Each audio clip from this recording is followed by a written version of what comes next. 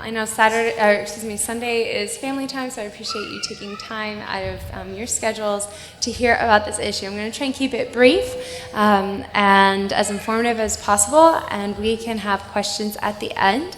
So if you want to hold your questions until then, that'd be great.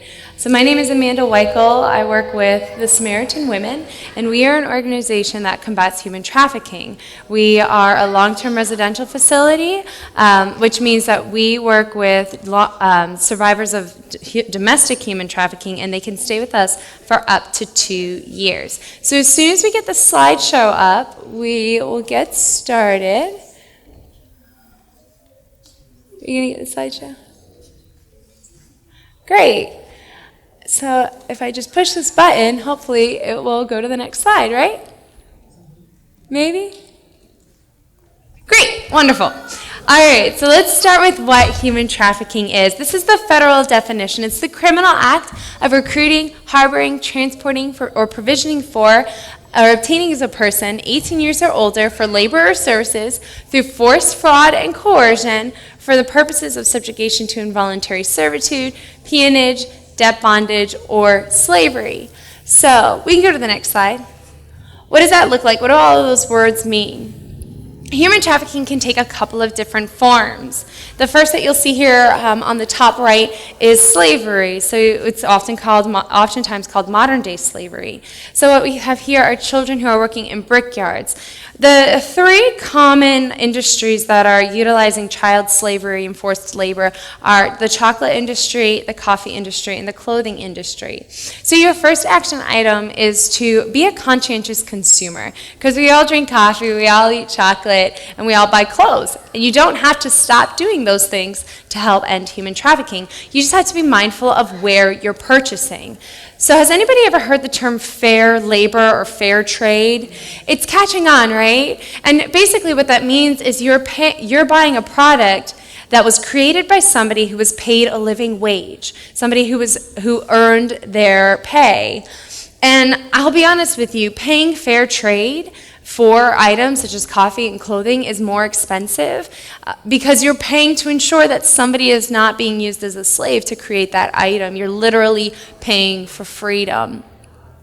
The other form of human trafficking that you'll see here is organ harvesting. The way that this works is, let's say that I'm a wealthy man from Bethesda and I don't want to wait for a new heart. What I'll do is contact an organ trafficker and they'll make somebody in a developing country disappear. A theme that you're going to see throughout this presentation is the haves exploiting the have-nots. There's the powerful exploiting the weak. So they'll use force, fraud, or coercion, like we talked about in the first slide, where if you do this, they'll defraud them. If you do this, then we'll be able to provide for your family for the rest of their lives. Or they'll coerce them. If you don't do this, then I'll hurt your family. Or they'll force them, which is not hard to imagine what that looks like.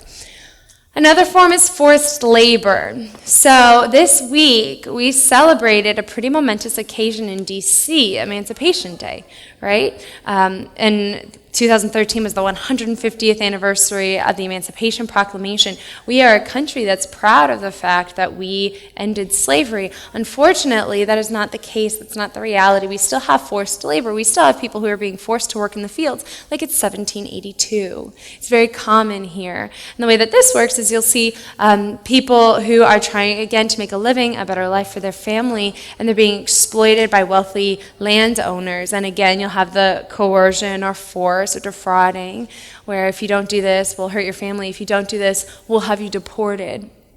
And it's important to note that it really doesn't matter where you fall in the immigration debate. I'm not here to talk about that can of worms.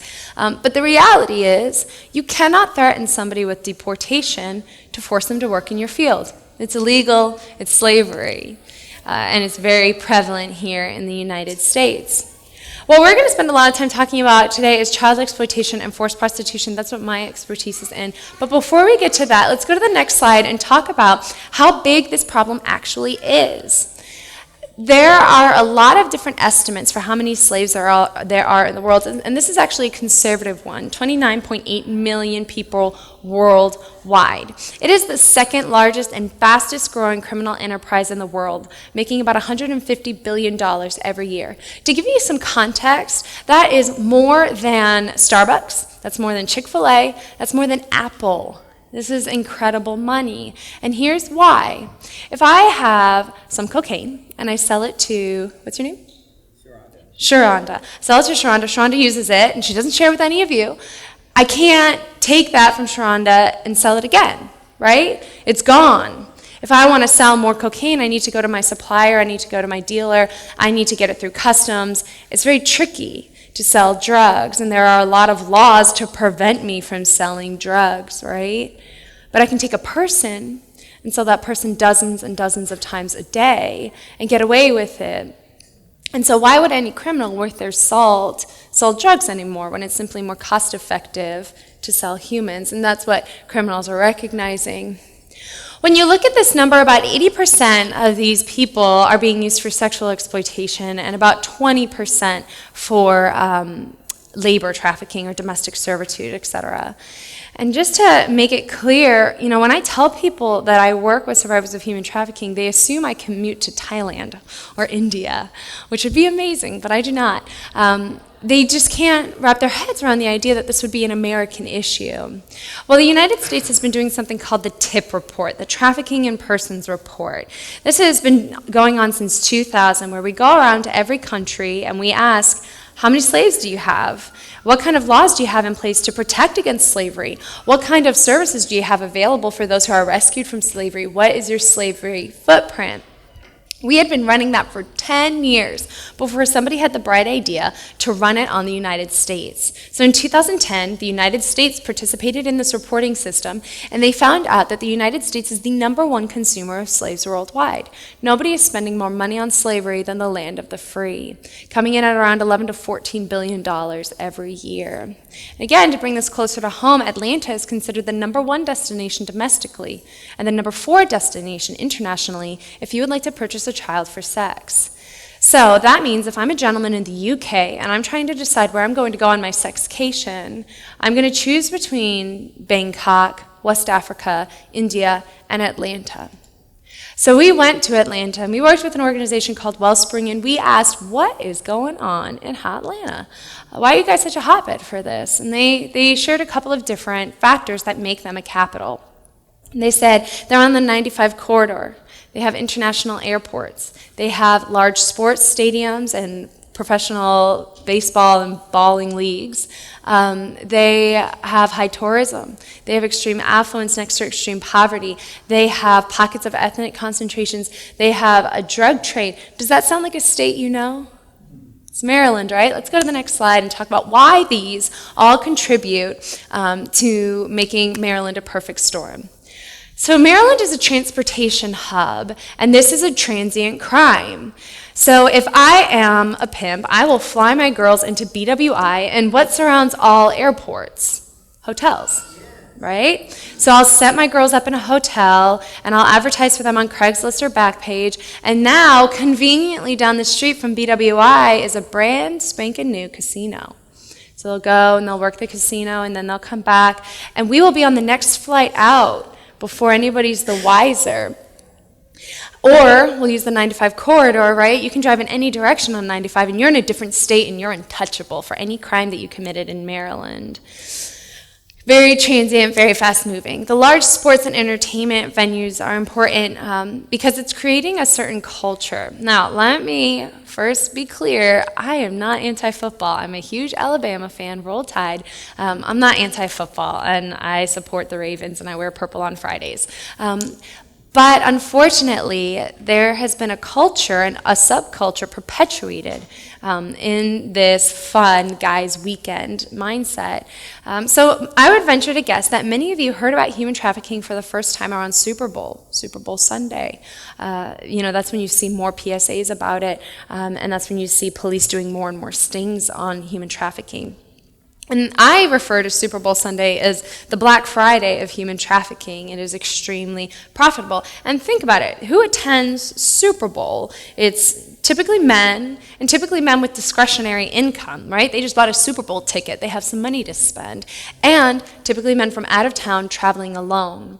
Again, if I'm a pimp, that is my number one demographic. That's who I'm trying to sell to. So of course, I would bring in my stable, and that's what I call my girls so that they know that they're just livestock. I'll fly my stable into whatever city is hosting Super Bowl that year. Now imagine that on a smaller scale, but still intense, happening every home game for the Ravens or the Orioles. Do street outreach on Wilkins Avenue just down the way, and the busiest times for the ladies, the times when they wouldn't talk to us, were Ravens home games because those nitwits would drive by in their trucks with Ravens jerseys on before they went tailgating.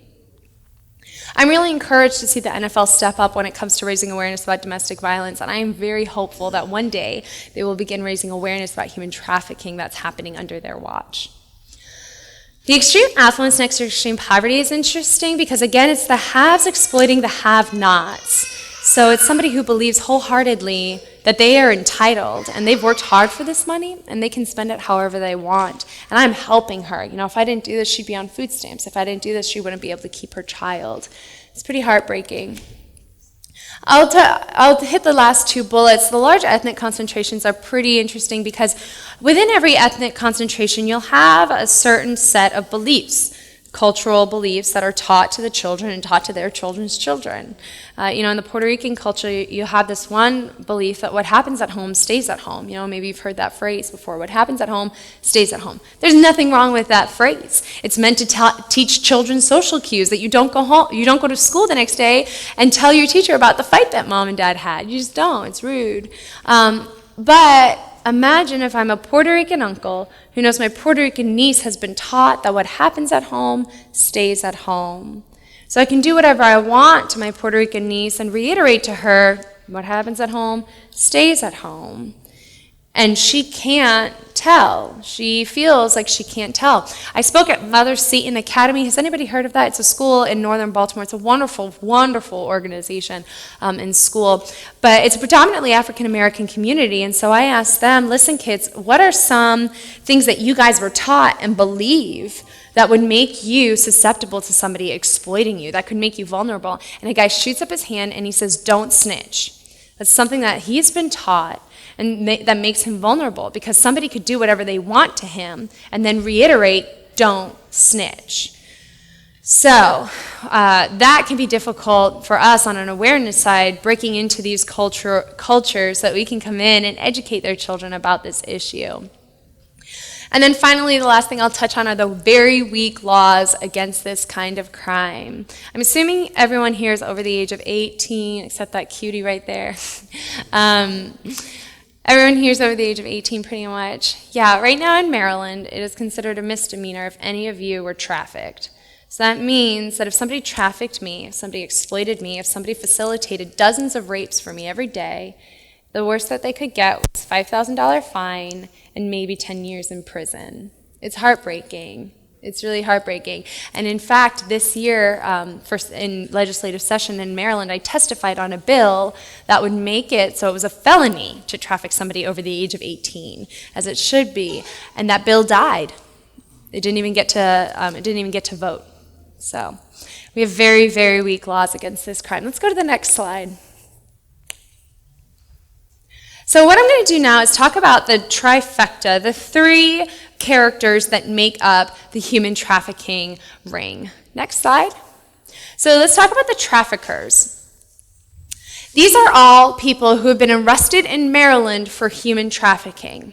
A couple of things that I want to point out about this slide is that they're not all guys, right? There are some women here.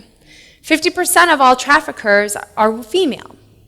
30% of all traffickers are trafficking their own family members. A really big misconception about the issue of human trafficking is that it is a boys being mean to girls crime, that it is a women's issue, and that is not true. It's boys being mean to girls, it's girls being mean to boys. It's a human rights issue. It took both genders to get us into this mess, and it's going to take both genders to get us out. I think something else that's interesting is that nobody is the same color. And not everybody has scary tattoos like our MS-13 friend Julio, right? Some of them look perfectly normal. Let's go to the next slide. Fewer than 1% of traffickers will ever see the inside of the courtroom. The profit margins are trumping the drug and arms trade. It's so much less risky to traffic humans than it is to traffic drugs and arms. Because again, those laws, right? Why would I sell drugs anymore? When if I get caught, I'm looking at serious consequences legally. But if I traffic a female, if I traffic a child, chances are she's going to get arrested, right? She's the prostitute. She is the woman of the night. She's the criminal, not me. And I wasn't even there. I just facilitated all of this with my laptop. So I'm not going to get in trouble. Let's go to the next slide and talk about buyers. Before we get into this, I want to point out we do not know a lot about buyers because they don't get arrested. So we're not able to learn a ton. Let's go to the next slide. Just to give you an idea of how spotty the research is on buyers, I want you to remember, again, that one of the first statistics I shared, that $11 to $14 billion is being spent on human trafficking in the United States. So it's a huge number. But only 14% of men in the U.S. report ever having paid for sex, ever. And of that 14%, only 1% report having done so in the last year. That's about 200,000 men. That is not enough men to generate $14 billion. I don't care how rich you are. So it's interesting because we have this culture, this society that is really saturated with sex, right? And we're surprised for some reason when men act out or when women act out. Well, yeah, you reap what you sow. As a society, we've said sex, however you want it, is okay. So why are we surprised when our DEA is having sex parties in Colombia? Why is that a shock? But what's interesting that I see when you look at this through a Christian lens is the buyers are still convicted about it. They're not admitting to it. So clearly it's not as acceptable as our society tells us it is. Let's go to the next slide. So who are the victims? Next slide. Probably the most frustrating lie about human trafficking, about prostitution, is that it's a victimless crime. It's actually classified as a victimless crime. It's that it's the oldest profession and that it's sex work. That's not true. This isn't a victimless crime. And here's why. The average age of induction into prostitution in the United States is 11 to 13 years old. That's a middle schooler. No middle schooler wakes up and says, I think I'll sell my body for sex today. That doesn't happen. Something has occurred, something has intervened, and it's motivating her and pushing her towards this choice, if it is even a choice. So please, if you remember anything I say today, it's that woman walking on the street was not always just a homeless woman walking on the street addicted to heroin, okay? So we talked about the drug trade being a variable for making a place a hot spot for human trafficking. And that's not because victims of human trafficking are crazy drug addicts and just want heroin all the time. No. The slave drivers of antebellum South, the slave drivers of pre-Civil War era, use chains and whips. The slave drivers of 2015 use heroin and cocaine. You will not leave me, no matter how badly I beat you, no matter how badly I rape you, you won't leave me if you know your next fix comes from me, no matter how badly you want to. Something is occurring, something is breaking these women and children and forcing them to stay. Let's go to the next slide. We have an issue with people not wanting to believe that this could happen to them. Surely this is a poor people problem, or surely this is a certain color skin person problem, or surely this only happens to people who live in this area or people with this education level. And this is the most undiscriminating crime ever. We've served women who grew up in the inner city of Baltimore, yes, but we have also served women whose parents took them to vacation in Italy. We've served women who are functionally illiterate, but we've also served women who had master's degrees. This crime knows no boundaries. It knows no distinctions. It doesn't care what your parents did for a living. It doesn't care how young your children are. This is something that is touching all of us. Let's go to the next slide and we'll talk about how this happens. How does a child end up in something like this? How many of you have middle schoolers or like high schoolers? Anybody? Or like grandkids who are around that age, or you're around them? If you are, you know that they have a fancy device stuck to their hand at all times. It's like they were born with it, right? The iPhone or the Droid or whatever. They're on it all the time. And they're posting. They're posting on social media outlets. And traffickers know this. So the way that this works is they will research these kids on their social media accounts. And it's not that difficult, because think about it. These kids are posting pictures of them in like their track uniforms. Nothing wrong with posting that kind of picture. I won't even get into when kids post pictures of them in like bikinis and inappropriate things. But let's just say it's a girl posting a picture of herself in her track uniform, and she's won a competition, and she's posted it on Facebook. Nothing wrong with that, except for the fact that her Facebook isn't private, and I've researched kids who go to her school, and her Facebook popped up, and she's on the track team, so now I know where she is after school today, and I'll bump into her, and I'll know that she has low self-esteem because she talks about being lonely on her YouTube channel, or she posts really sad pictures on Instagram, so I know she's hurting. And I'll reach out to her, I'll bump into her randomly as she's leaving the track one day, and we'll get to talking. And she'll learn that, wow, we both like the same music. Again, because I researched it. She wants to go to Paris. I've been to Paris. She wants to be a singer when she grows up. I know people who could make her a singer. I begin to build a false bond with this child, and I determine what her need is and then fill that need. So dad never told her she was beautiful, which might seem small, but when you're a young girl, that's big. So fathers, make sure you tell your daughters they're beautiful. So dad never told her she's beautiful. I'll tell her she's beautiful all day, every day. I'll take her shopping. I'll get her hair done, her nails done. I will groom her. I will make her fall in love with me, because again, I'm not looking for a 20-year-old who maybe has a little bit more street wisdom. I'm looking for a 13-year-old. Think back to how smart you were when you were 12, right? We weren't that smart. No offense if there are any 12-year-olds in the room. You'll get smarter, I promise. Let's go back to the other slide, because we're going to, the one before this one. So, well, one more forward. Yes. Can we go one more forward? Yeah, great. So I'll fulfill that need, and then I will isolate her from anybody else who could fill that need. So I'll say, don't hang out with those girls. They're not pretty enough to hang out with you.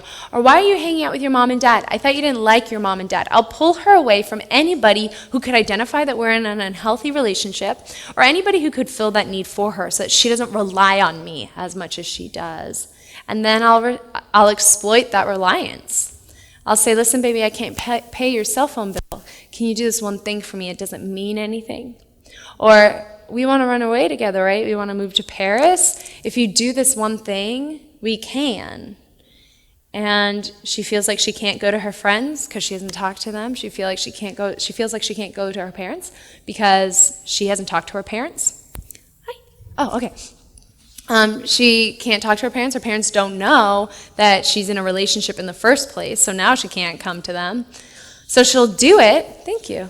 She'll do it so that she doesn't lose the fulfillment that she's getting from this relationship, this false love.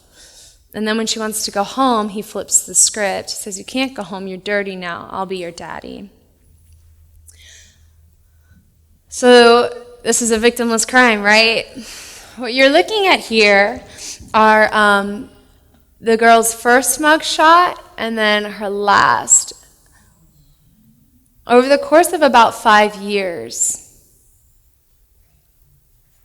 If this is a victimless crime, why do they come in clearly having just come out from the hospital with bloody and broken noses and with black eyes? If this is supposed to be sex work, why does it lead to them being used up until they are completely unrecognizable? If this is supposed to be empowering to females, why is this the result? The average age of death of a prostituted woman is about 34 years old. That child who is brought in as a preteen has an average life expectancy of about 7 years. If she does survive, service providers and law enforcement and researchers are finding high levels of dissociative identity disorder in these women. That means horrible things happened to me as Veronica, so I'm going to pretend to be Jenny now. And I will completely disassociate myself from that trauma.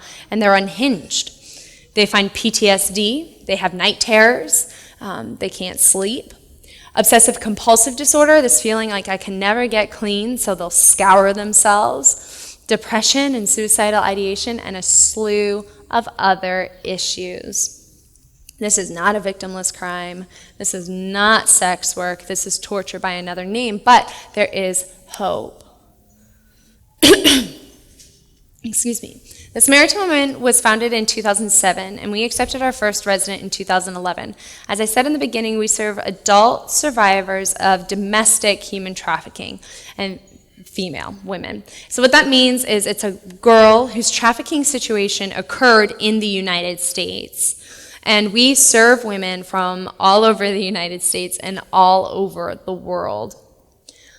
And we work with them on a couple of different levels. The first of which is with case management. So they come in, maybe they have an incredible amount of debt because they go to the ER, but who gets stuck with the bill, right? Them. But who doesn't have access to money? Them. So we work with them on legal fees. We work with them on doctor fees. We work with them on helping them get their lives back together, all those logistics and administration that goes into being an adult, right? We also work with them academically. So they come in with they come in and we help them assess, what are your goals? What do you want to accomplish? What do you want to be when you grow up? And they set their goals, and then we help them achieve them. So we have a couple of girls who are working on their GED right now, and then we have one resident who's in college, and she, on Tuesday, is being inducted into her college's honor society. Yeah, she's doing very well. And then we also work with them vocationally. We believe that our residents are going to be awesome employees one day, and we put our money where our mouth is, and we hire them after a certain point. So they can work with us in the office doing admin work. They can work with us on the farm. And they're learning those on-the-job skills that you didn't really learn until you actually had a job. Right, like how to write a professional email, how to answer the phone correctly, how to deal with things when your boss is crazy, which is what my intern has to deal with all the time. And also, more good news, one of our residents was actually just hired at Port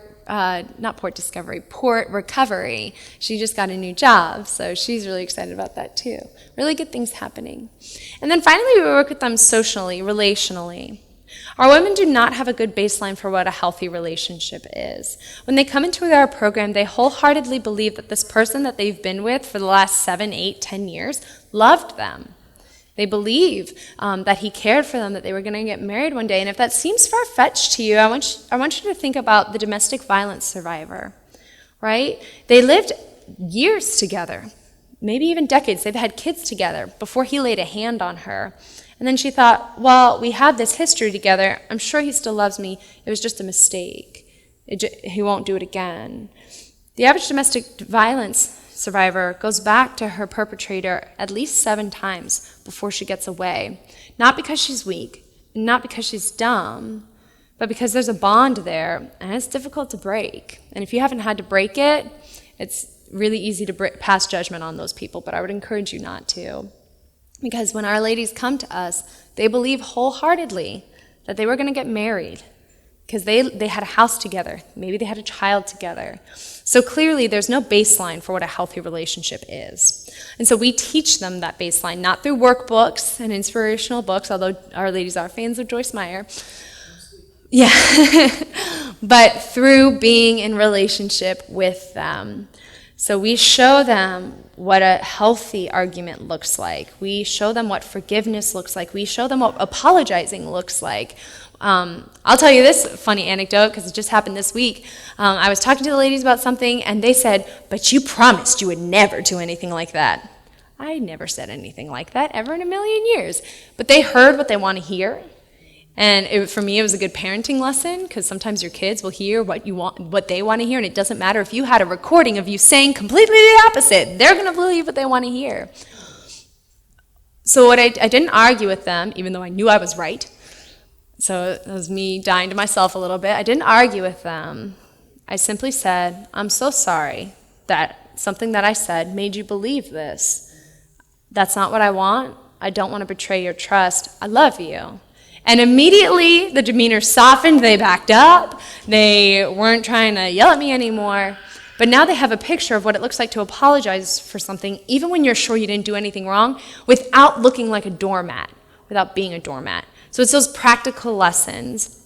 So when they leave our program, they know, well, Miss Amanda would never talk to me that way. I don't think it's okay for you to talk to me that way. And they're able to walk away from this situation confidently.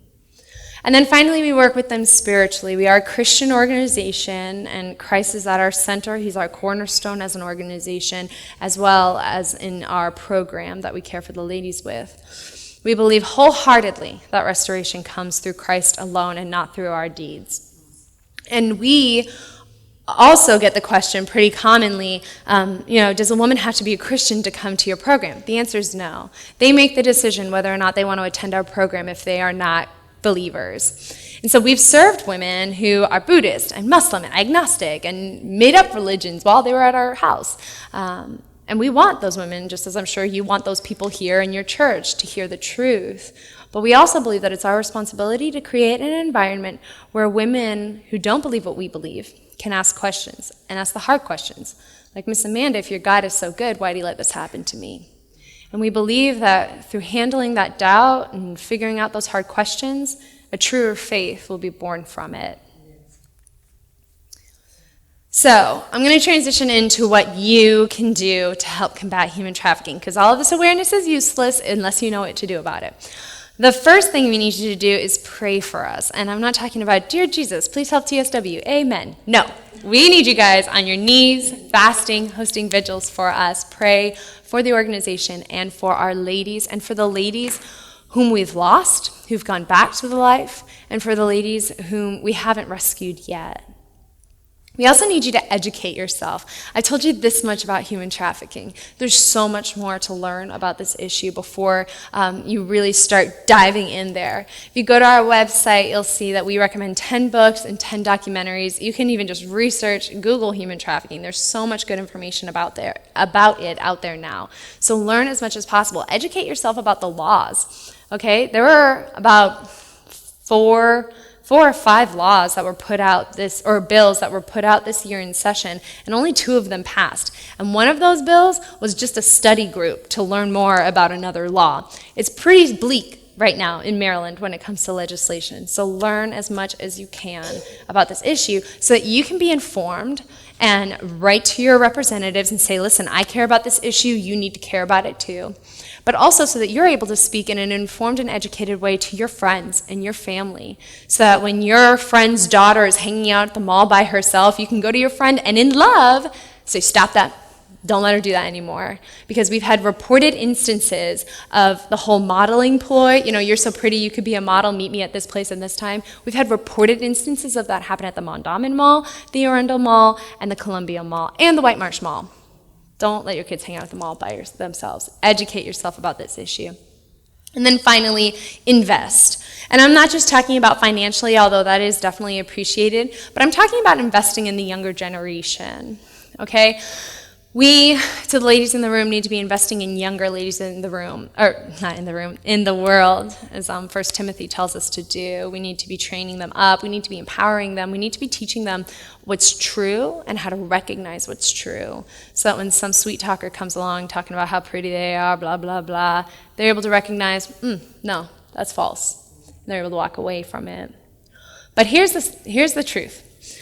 Women are not going to end human trafficking. Sorry, ladies. Samaritan Women is not going to end human trafficking. Men are going to end human trafficking.